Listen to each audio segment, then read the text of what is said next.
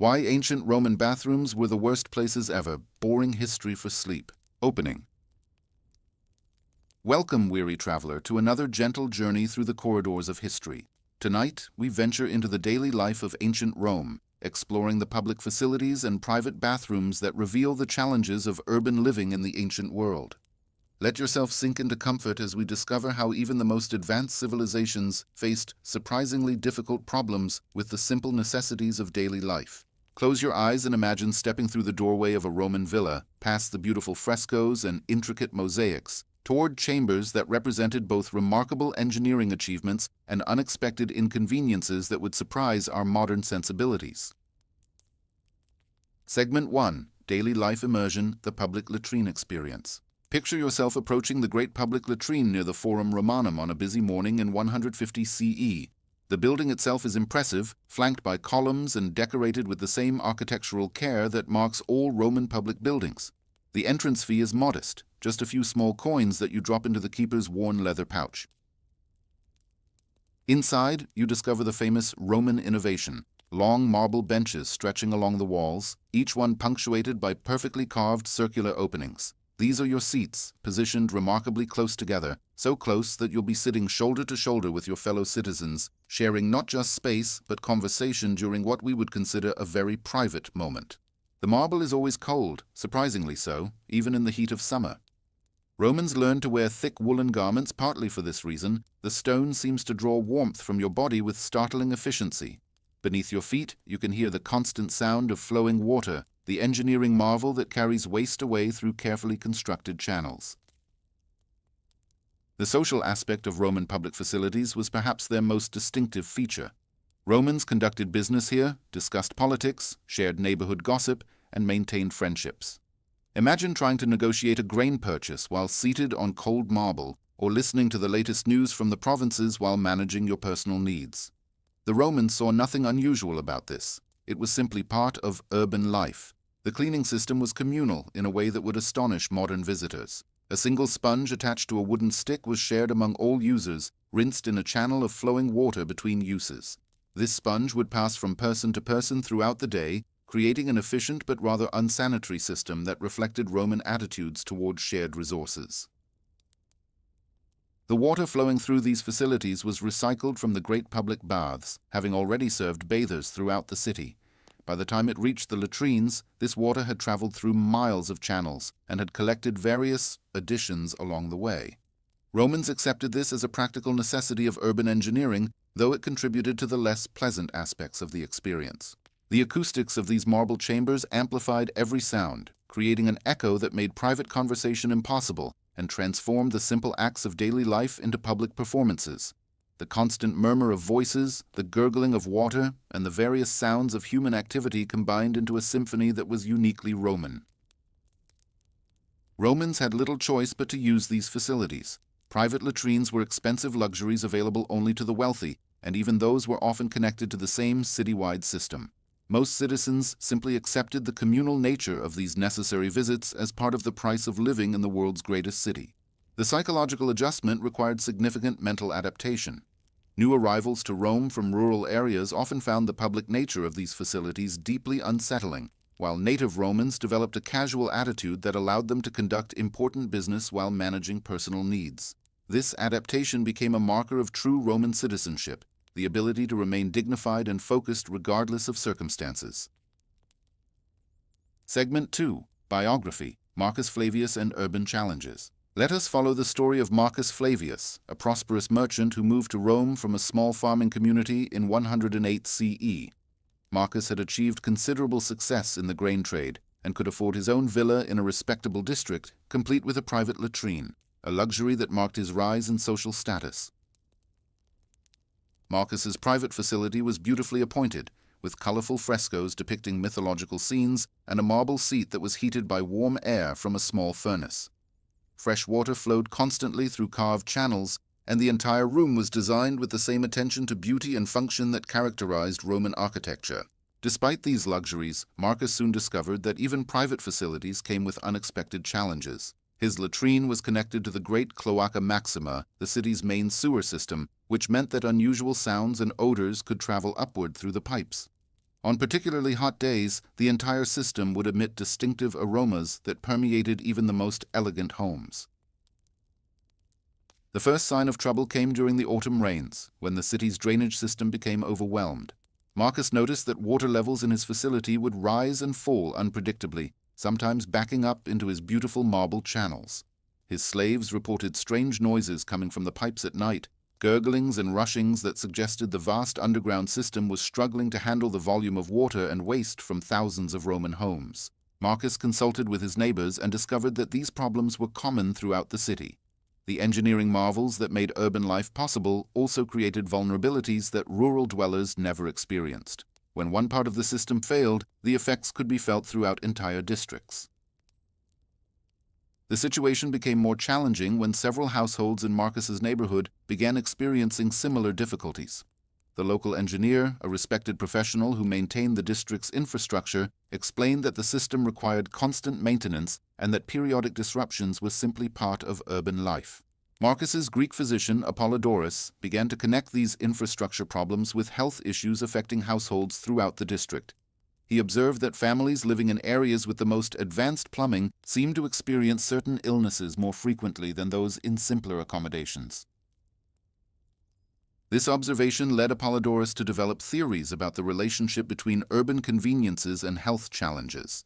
He noted that while Roman engineering had solved many problems of city living, it had also created new types of difficulties that required different approaches to maintaining wellness. The experience taught Marcus valuable lessons about the trade-offs inherent in urban life.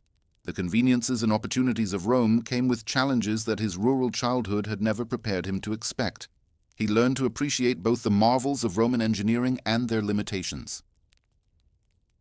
Marcus eventually adapted to these realities, developing practical strategies for managing the less predictable aspects of urban infrastructure.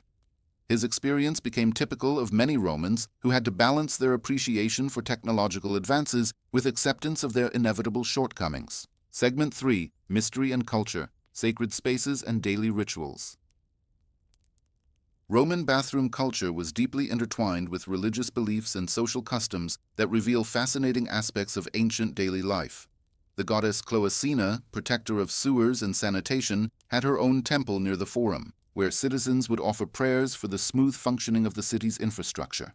This divine attention to practical matters reflects the Roman tendency to find sacred significance in even the most mundane aspects of life.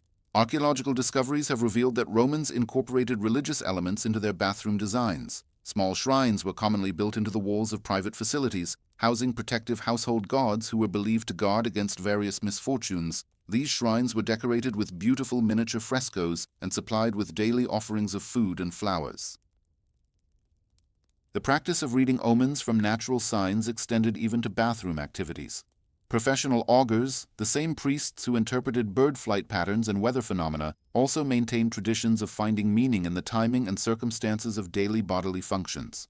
These interpretations were considered valuable enough that wealthy Romans would consult specialists for advice about auspicious timing for important activities. Roman architects followed specific guidelines when designing bathroom facilities, incorporating elements that served both practical and spiritual purposes. The positioning of windows, the direction of water flow, and even the colors used in decorative elements were chosen according to principles that combined engineering knowledge with religious tradition. The ventilation systems in Roman bathrooms were marvels of practical engineering, but they also reflected beliefs about the movement of beneficial and harmful influences through domestic spaces. These systems were designed to encourage the flow of fresh air while preventing the entry of undesirable elements, creating environments that were both healthier and spiritually protected.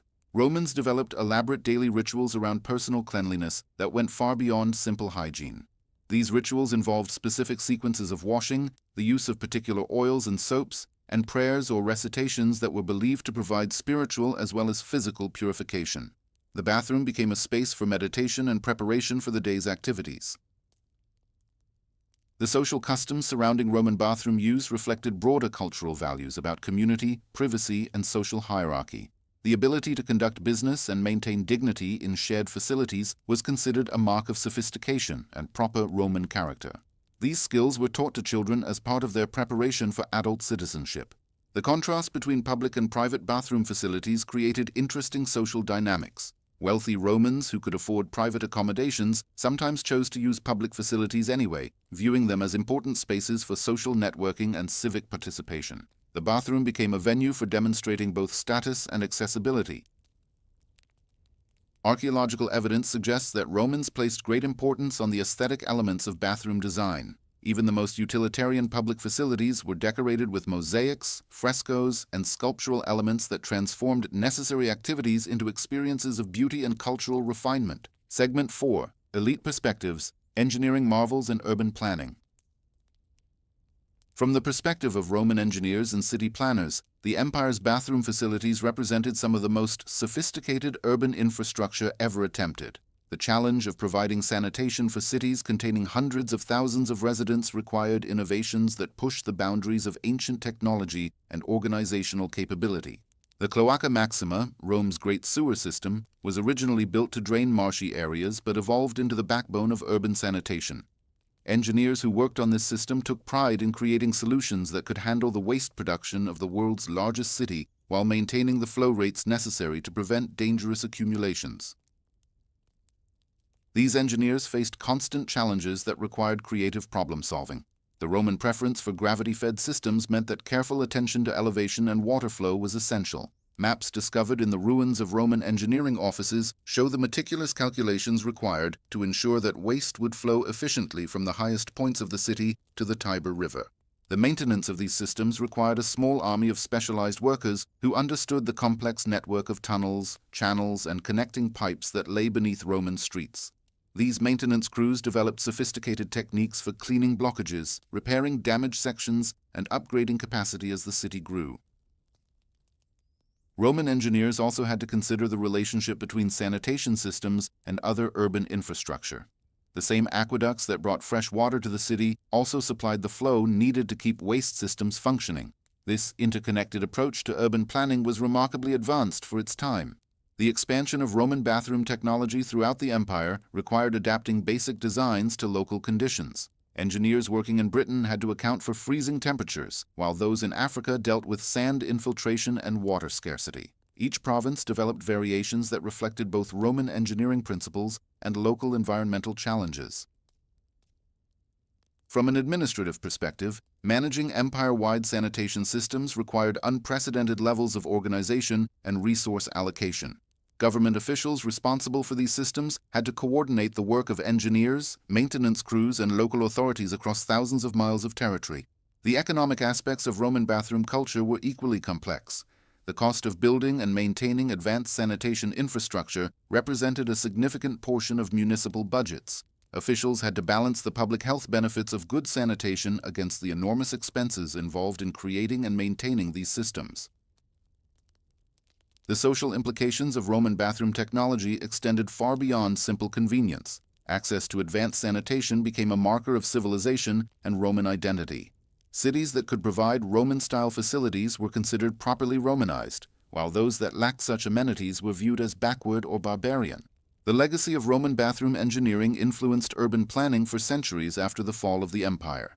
Medieval and Renaissance cities struggled to recreate the sophisticated sanitation systems that Romans had taken for granted, and many Roman innovations weren't matched again until the Industrial Revolution.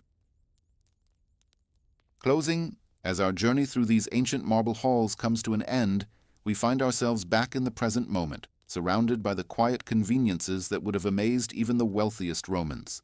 The privacy of your personal space, the cleanliness of modern facilities, the simple luxury of individual accommodation. These are gifts that span the centuries between their world and ours. The Romans who built these systems, who navigated their social complexities and adapted to their practical challenges, sought solutions to problems that all human communities must face. Their approaches differed from ours, but their fundamental concerns, health, convenience, dignity, and community, remain unchanged across the millennia. The marble benches where citizens once gathered for business and conversation now lie silent beneath the modern streets of Rome. The voices that once echoed in those stone chambers have faded into history, but the human stories they represent continue in new forms, in new places, wherever people come together to build communities and solve shared challenges.